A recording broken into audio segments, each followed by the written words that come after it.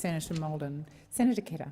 Yes, thank you very much, Madam Deputy President. And Madam Deputy President, the voters of Longman in some weeks' time will have a clear choice between former member Susan Lamb and Labor, who believe in a fair and responsible budget, in addressing inequality, evening up the playing field between the rich and the poor, and in helping low and middle income earners struggling to pay the bills and put food on the table. That's on one hand. On the other hand, the other choice is a former member of the Newman State Government that's made such vicious cuts to jobs, health and education in Queensland. And, Madam Deputy President, Queensland is still recovering from the deep cuts that the Newman government was responsible for. But in question time today, when asked, the minister wanted to throw epithets back at the Labor Party, describing us as socialists, simply because we want to have hard-working Queenslanders and Australians benefit from much better tax cuts and much more quickly. We wanted to see 63,000 people in Longman get the benefit of $928 in tax cuts. That's almost double that which this government is preparing to offer.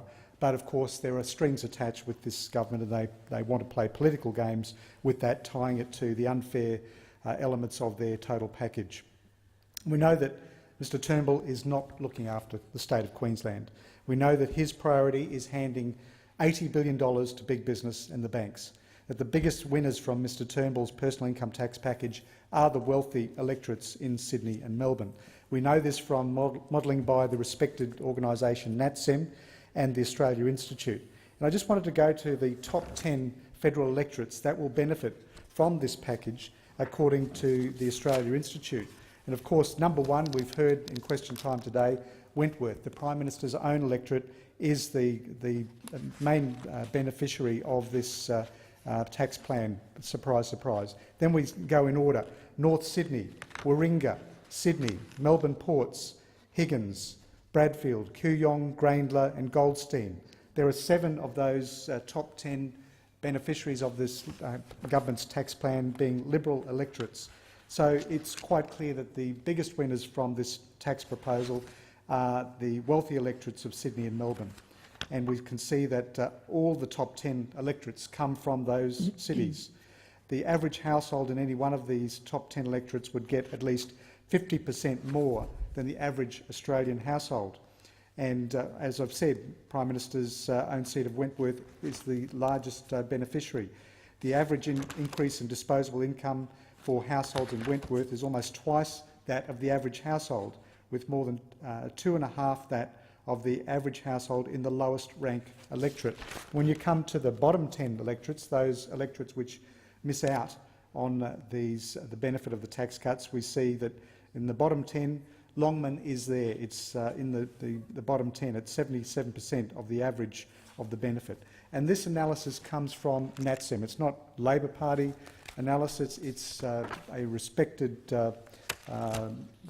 economic firm. So there are 3 Queensland electorates on the list: Hinkler, Wide Bay and Longman as well. And according to the polling done by the Australia Institute, voters recognise that the Turnbull tax package fails the fairness test.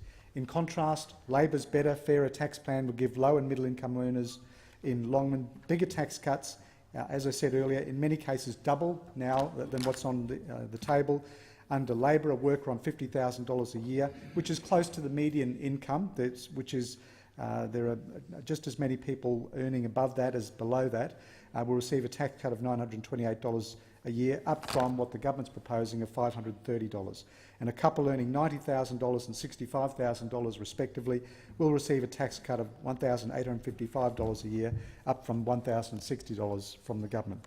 Labor's plan would see 63,000 people in Longman up to $928 better off. Now, this is on top of our commitment to restoring the billions of dollars in coalition cuts to health and education across the country. And in Longman, the coalition cuts to health funding would mean almost $3 million less funding in the Caboolture Hospital, whereas the Shorten Labor government would invest an extra $10 million for a new chemotherapy centre at the Caboolture Hospital. And in Longman, the cuts will cost local schools around $17 million over the next 2 years. The federal Liberal budget fails the fairness test. The tax package Thank you, fails the Senator fairness test. Ketter. Your